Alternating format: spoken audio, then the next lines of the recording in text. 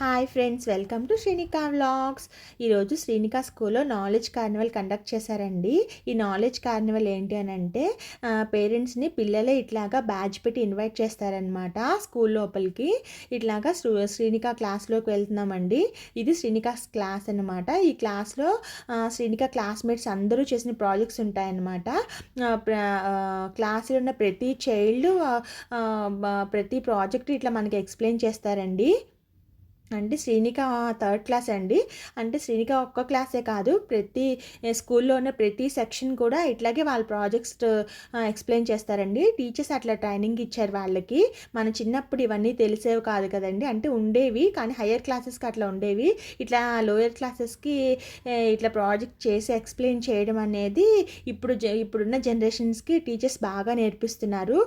శ్రీనిక స్కూల్లో టీచర్స్ కూడా బాగా ఎంకరేజ్ చేస్తారండి. Thank you for watching.